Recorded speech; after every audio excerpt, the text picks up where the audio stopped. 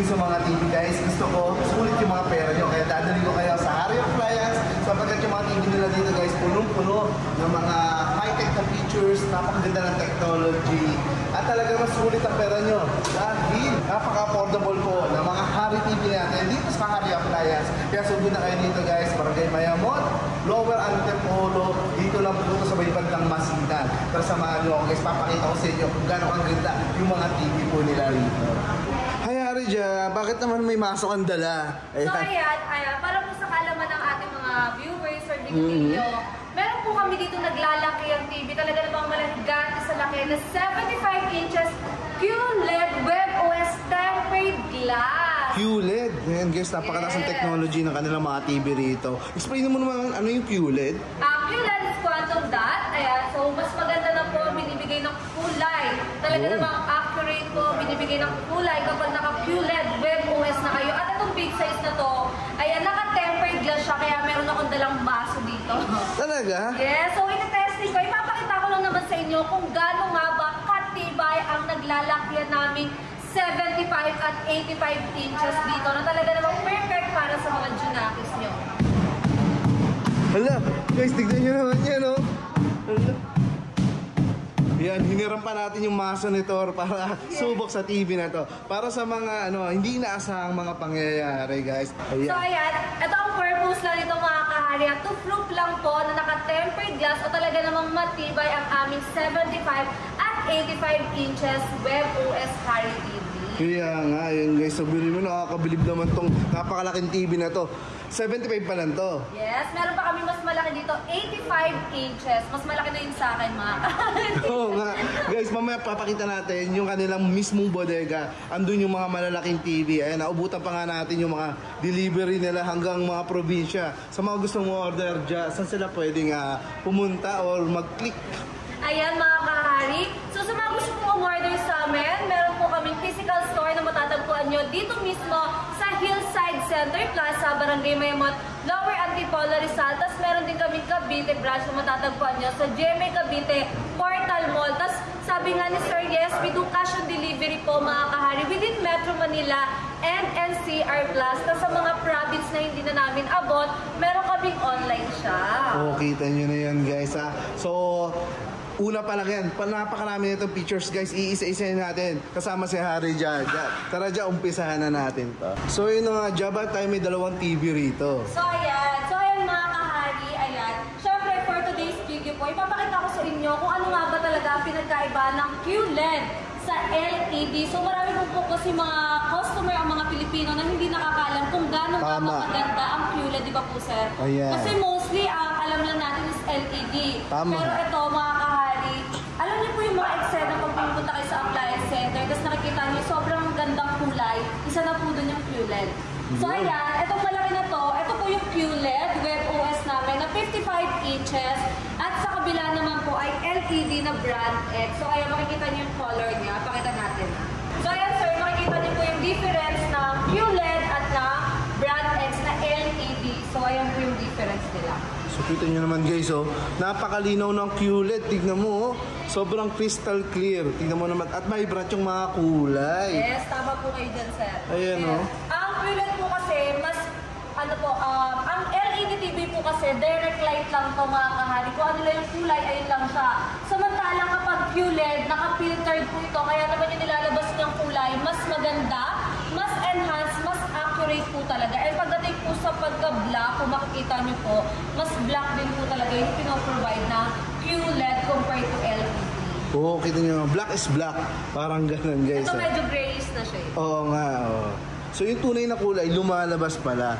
Ayan. So mas may enjoy nyo pa yung mga palabas na gusto nyo panoorin guys.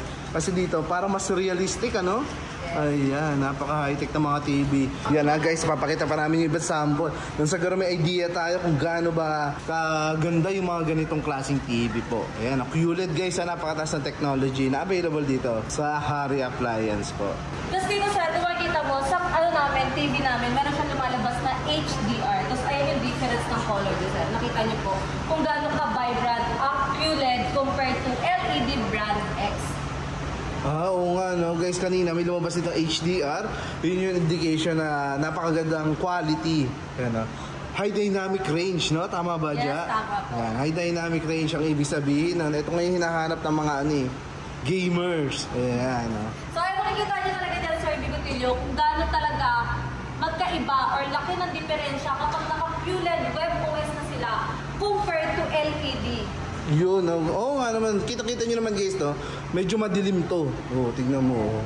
Yung chorus, buhay na buhay. Yes, buhay na buhay. Mas talagang vibrant. Pinakikita niyo po talaga kung gaano kaganda.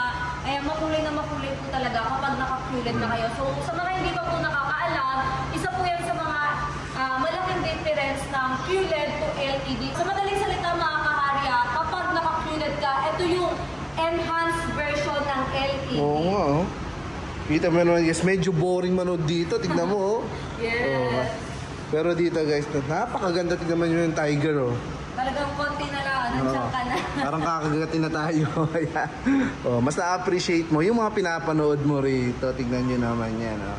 Ang ganda ng kulay guys. Mas maganda kung pupuntahan nyo to dito para ma-witness nyo kung gaano nga naman siya kaganda. Yes, so syempre, ayan, dun yung sa QLED mga kahari. So dito sa Hari Appliance nyo, kauna-unahan na talaga namang matatagpuan ang QLED na WebOS pa. Yun, WebOS guys, yung kanilang system. So ano bang WebOS natin dyan? Ayan, para sa mga kapwa natin Pilipino dyan na hindi pa rin nakakaalam kung ano ba ang WebOS. So ito na rin yung video na to para sa inyo. So karamihan kasi nang alam lang na iba is Android and Google. Tama. Pero ito mga kahari, hindi to Android TV, hindi rin to Google TV. Ito po ay WebOS TV na. Naka-Magic remote na po yan. Ito Yes. yung ating remote control.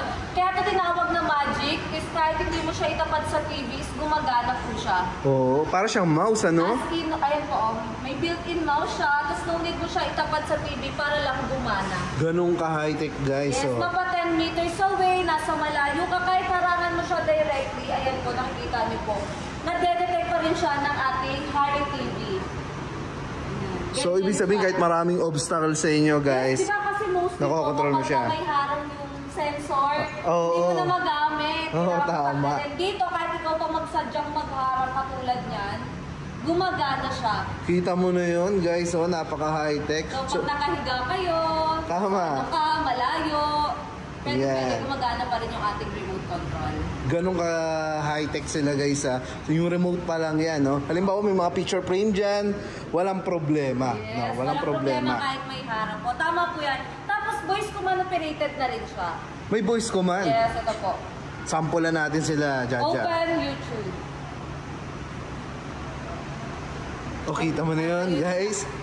Oh, Yes, kasi napaka-high-tech. bilang application to mga kahari. Kasi sa iba, application lang. Dito sa amin, application, title ng palabas, weather, date, time, pwede. At pwede mo rin siyang kausapin katulad nito. How are you? I'm doing well. O yun, pwede mo pala siya kamustahin, ano? Yes, ito pa. What's the weather today? Weather. Tapos kung may mga gusto Here's kayong the weather for i-search, Manila. pwede. Manila will be cloudy today. Ay, ano? Clouds expected to cover 85% today. Kita mo na. So, pag nababoring ka, pwede mo pala itong kausapin. Yes, pwede pag wala kang kausap. Kaya nga, grabe naman yung mga TV rito. Sa Mga remote pa lang po appliance. yan. Isa pa lang sa mga features pa lang yan. Kauna-unaan pa lang features ng TV namin is yung Magic Remote. Tapos, niyo na yan? kapag sinabi rin pong WebOS TV, isa rin sa pinagkaiba nito, auto-update, sir. Auto-update. So, Yes. meaning hindi siya naluluma, no? Yes, opo. Hindi siya napag-iiwan na pagdating sa mga latest updates. Ultimo application niya, kung sana pong nag-a-updates. So yun guys, kung familiar ka sa ibang TV na paglulumaan na minsan hindi na gumagana, di Yes, ba? totoo po yun. O yung sayang yung pera nyo. Dito sulit na sulit. So kahit ilang taon ang lumipas, magagamit nyo pa rin yung TV. Yes. Tapos ayun sir, marami na siyang built-in application, Netflix, kompleto na po. Kung gusto rin nila mag-download ng apps, meron tayong app store na talaga namang certified or legit po yung mga application na naandito. Kapag po kasi certified, ayun po, maganda po yung quality na binibigay. Tapos pagdating sa mga laro, di ba mostly kapag libre po may ads. Yun, oo nga. Yes, dahil ano siya, certified siya, pagdating sa mga laro, may enjoy nyo talaga dire-diretso, walang ads na may Kita nyo, count. wala interruption pala to. Yes, opo. Ayan. Napakadami pa pong apps na pwede nyo i-download sa kanila. Hindi ka talaga maboboring, daming games, oh. Yes, Ayan. sobrang dami pa.